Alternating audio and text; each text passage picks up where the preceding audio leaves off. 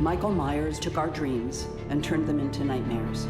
The original John Carpenter film is so meaningful to me as just a movie lover and as a kid that was literally tormented by this horror movie. I love this franchise. There he is. There are so many die-hard Halloween fans. The fandom that is with this film is real, and it's huge. He creeps, he kills, he goes home. And that's where we're going. I get fan notes. I read it all. Did Michael kill again? This kind of worship of the villain is curious. I don't want to see slow-mo kills. I don't want to see a total bloodbath. Give me a bloodbath. What does the audience want to see? What do I want to see?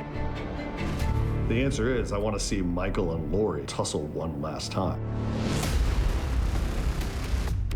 It's been an evolution. It's about finding a unique journey to build toward that ultimate climax. He's waited for me. I've waited for him. Halloween 2018 allowed David to play in the John Carpenter sandbox. You and Allison should not have to keep running. Halloween Kills was balls to the wall with splatter and gore. We made our explosive Michael Myers opera. He's the shark driving the story. It is purely a film for the slasher fans. People who are like, I want to see more Michael killing. Well, you got it, you know? And then with Halloween Ends, in a lot of ways we started with the ending. How do you want to say goodbye to these characters? Hi, boys. I'm about to get the shit kicked out of me. It stops here. We see this. Go into the thing. Yes. That fight has to make sense. It has to be relevant. It has to be powerful. It has to be emotional. Is the blood on the floor and on him? Does he put up more of a struggle when he's taking the mask off? But you don't want the entire story to just service that fight. You don't want to just like a bunch of close calls and all of that kind of shit. You want to tell a meaty story that thematically ties into the nature of Michael Myers. You should surrender to that feeling you had the first time you ever looked into his eyes. I've read theories, I've read all of this stuff, and what I love is that absolutely no one is going to guess what the story is that brings us to that point. Because your boogeyman disappeared. They needed a new one. It's like I saw his eyes, Michael's eyes, in Corey. It's incredibly important to wrap up the trilogy with Laurie Strode. As the town turned in on itself, I made a promise not to let fear rule my life anymore. She's operating in a less fearful and paranoid way, and she's sort of an evolved version. New frame of mind, new house, new perspective. But, you know, it's a Halloween film, and, you know, that happiness isn't going to last forever. At the end of the day, the reason we're fans of Halloween is Michael Myers. That terrifying pale gray mask and the void behind his eyes. The idea of someone that you don't want in your house with a knife really sucks. Everyone else is kind of in his wake and in his path. It always comes back to Michael. We want to see the brawl, man. We want to see it end. You know, Halloween Ends, that's what we all asked for. The challenge is like, how do we bring those two together again?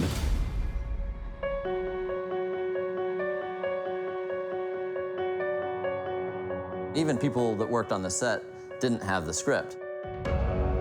Part of the fun for me as an audience member is having the anticipation of something, but the mystery of something, the allure of what this chapter has to offer.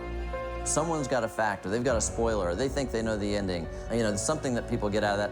I don't get it. We all know where this movie goes. We all know so many stories and threads of it. Let's try to keep it a secret. I just said pretty please to the fans and the crew and said, I think it's gonna be a lot more interesting if you don't know where it's gonna end. Let's try to have the audience have as much fun watching this as I know Paul and I had writing this and trying to evolve.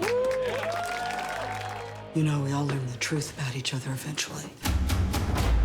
Laurie doesn't see Michael coming. So the fight with Michael is unexpected, and it has to be like a street brawl. As long as it doesn't look like a movie fight, I will be happy. These characters aren't trained martial artists. They're normal, everyday, Haddonfield people that are caught in this extraordinary circumstance. So make it messy, make it dirty. To us is make it real. Rear back would be like this.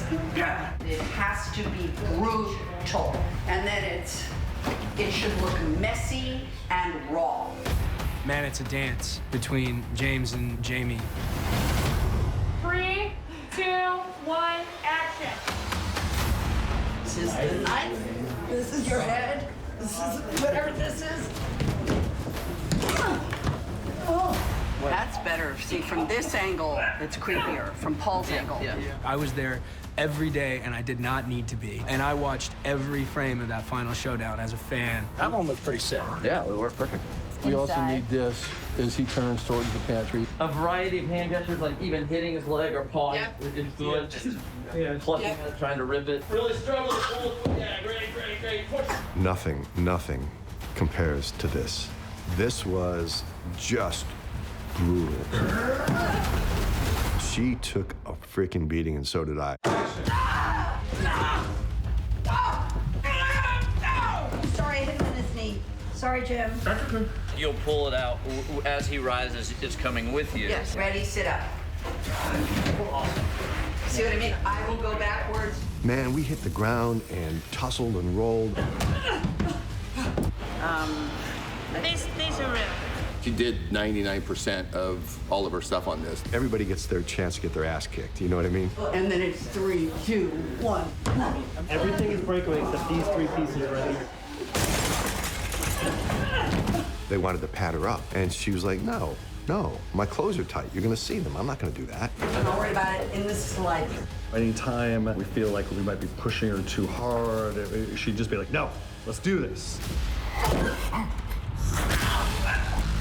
I mean, I pity whoever picks on her in the street, because they got a cat by the tail. Oh, that's so good. Look at that shot. Look how good that is. You're just a man who's about to stop breathing.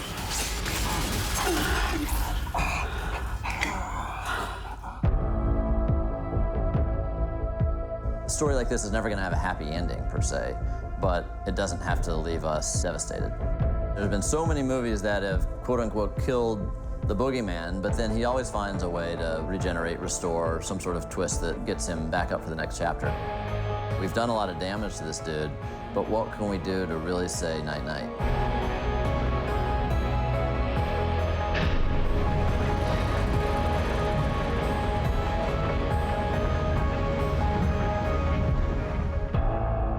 After I saw that, I went, oh, damn, man. Fans are gonna frickin' love this one. This is a movie that, to me, is a love song, a tribute to the fans. A love song to Laurie and Michael and whatever their fucked up relationship is. We all knew on the first one that something special was happening.